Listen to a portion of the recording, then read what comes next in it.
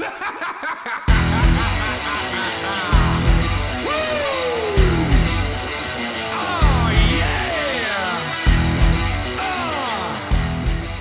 good evening, hello. I've not done a talky video in quite a while, mostly because I've just been busy working and I've been busy just playing, jamming and just doing various things, and some of the little mini projects on the side. Yeah, I don't know if you might have noticed behind me, I used to have this great big tall thing here with pedals and amps and everything on, and I decided it wasn't working right for me, so I took all that apart and rebuilt it, repurposed it, upcycled, I think the word is that people use, isn't it? I upcycled it and made this sort of lower square cabinet where I can have both amps that I've got on at the same level and side by side, so I can hear them both in my ears at the more or less ear level, and then underneath I've built little shelves and slidey things for my pedals and all that stuff, and then I have all the switching on the floor and all that stuff. So yeah, some sort of minor things going on, not really worth doing a whole video about, but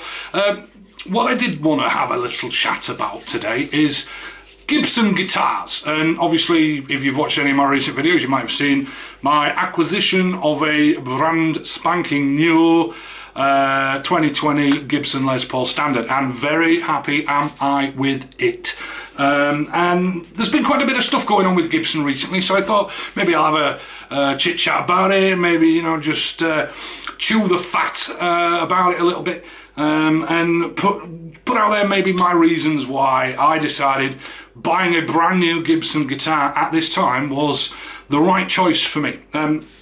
And this kind of goes back to my relationship with Gibson over the years. I've never been a particularly wealthy guitar player. I've worked as a musician. I've also not worked as a musician for a very long time and worked in other things and things like that. And just generally finding the money or necessarily the excuse to go to the expense of buying what is renowned as a particularly pricey guitar, a Gibson model.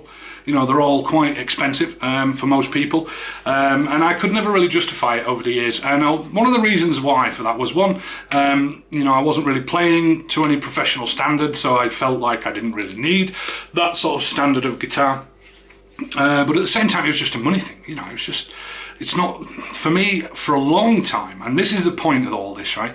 For a long time, I haven't felt Gibson guitars were worth buying, specifically any of their Les Paul range for that matter. And the reason for this is it kind of goes back to the sort of mid-2000s.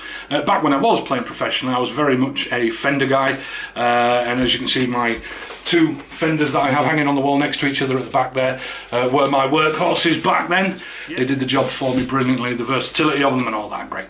And I always kind of viewed having a Gibson guitar as a bit of a luxury guitar, And so I put my money towards those when I had working musician money back then.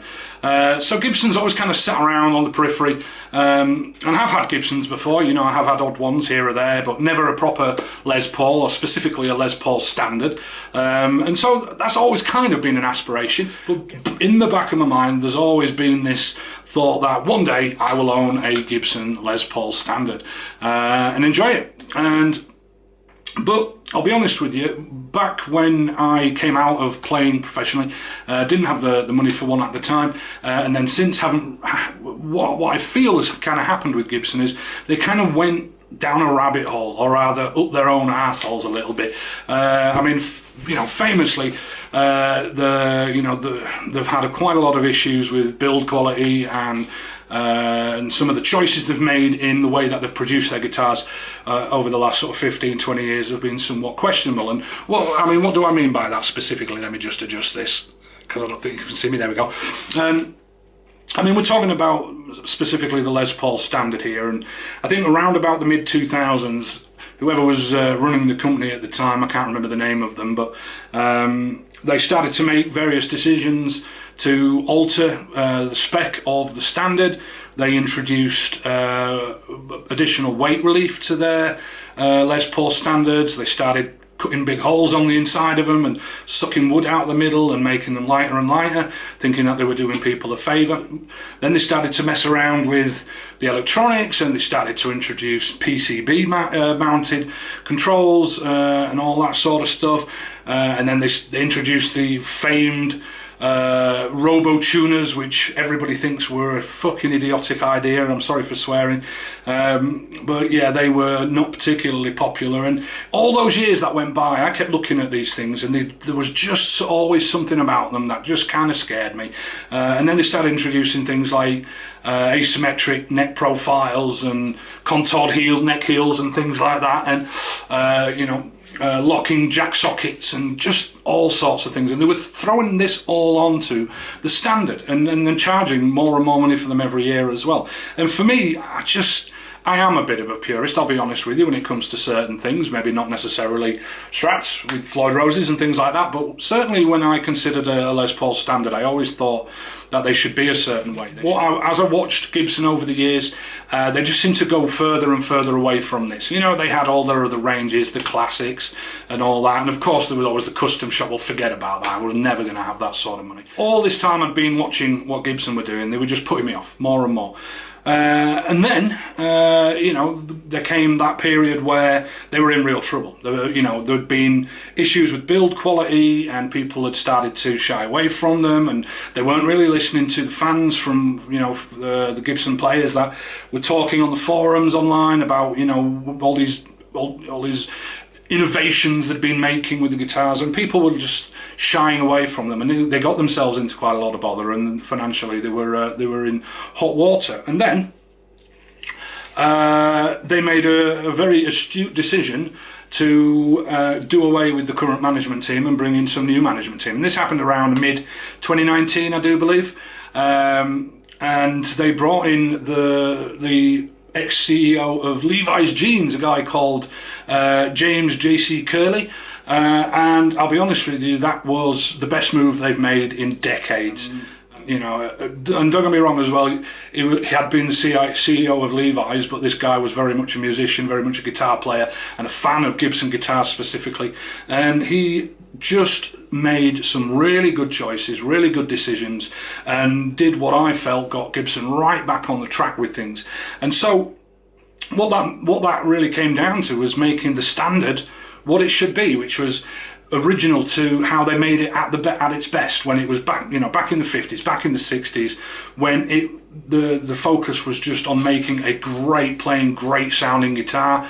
And so they stripped all of these stupid innovations off. Out went the robo tuners, out went the PCB electronics, out went all the other crap, and they started making them just how they used to. And they did two types, the 50s and the 60s, and really there wasn't a great deal of difference between the two. The 50s had the chunkier neck and the slightly more vintage style pickups, and very slightly more vintagey look style with like the knobs and the tuning pegs, and all that. And then the 60s they brought out had the Grover tuners and slightly hotter pickups and a slimmer neck profile, and that was it. And that, you know, and that was fantastic. And all of a sudden I'm thinking, now there's a Les Paul Standard that I could get on board with. And they did some work with the pricing as well to make it a bit more attractive. You know, over the last year we've had lockdown, we've had coronavirus, we've had all that stuff.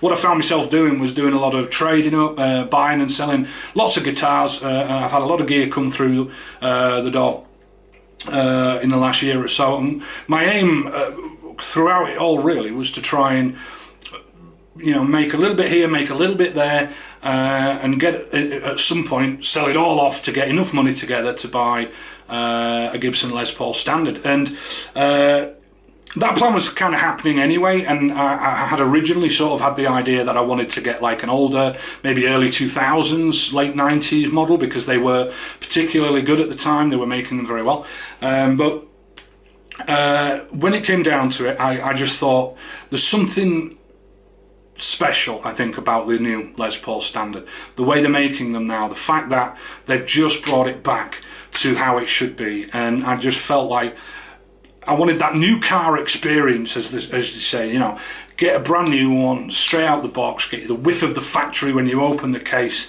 and have one that from this current crop, you know, this new way of doing it, going back to the old ways of doing it, and I can tell you right now, I have not been disappointed in the slightest. Now don't get me wrong, right, I haven't owned Les Paul Standard over the years, but I have played many, so I did have a good basis for comparison, and when I picked the thing out of the case for the first time, I knew what to expect, and I knew how it should feel, and I knew what I wanted it to feel like, and it was absolutely spot on, absolutely bang on the money. Everything about it, the weight, the neck, the way it felt, how it had been set up in the factory was near perfect. I mean, it was just brilliant. And having eyeballed the thing over every square millimetre now, I can honestly say the build quality of the thing is absolutely top notch. Everything I hoped it would be. And so yes, maybe I spent a little bit more buying a new one than I would have done if I'd found an older one, but absolutely no regrets whatsoever. So what I would say right now is, if you're watching this and you're wondering whether buying a new Gibson Les Paul Standard in 2020, 2021, as we are now, is worth it because maybe they weren't as good as they used to be, the absolute bollocks. They are blinding right now, so do not hesitate. They are absolutely fantastic. And no, I'm not being sponsored to say this. This is just pure personal experience and my own choice in the matter. And you know, that, like I said, there's been a lot of stuff going on with Gibson right now. There was the recent announcement that they'd acquired Mesa Boogie amplifiers, and actually things look really good for Gibson and Mesa Boogie. And you know, the guy who ran Mesa Boogie, who came up with the amps and built all the amps over the years, the dude's 75 years old. I mean, he can't go on forever, you know what I mean? So I think he's made a very good choice there. He's handed his legacy over to a company who know about restoring and maintaining legacy as they are right now. So and long may they remain in charge, the new management over there. Really happy and really pleased with what you're doing, so keep it up. And I guess after having such a pleasant experience buying a new Les Paul Standard, it might not be too long before I start fancying another or something else, but you know, that's just how it goes, isn't it? Alright, so that's enough for me chuntering on. Anybody got any questions? Fire me a comment, ask me what you want. By the way, I'm no expert, as you've probably seen if you've seen any of my other videos, just a dude who loves his guitars. Alright, well, thanks for watching. Maybe join me again soon, I don't know, maybe go back, plough through all my old videos and have a look, see if there's anything you like on there.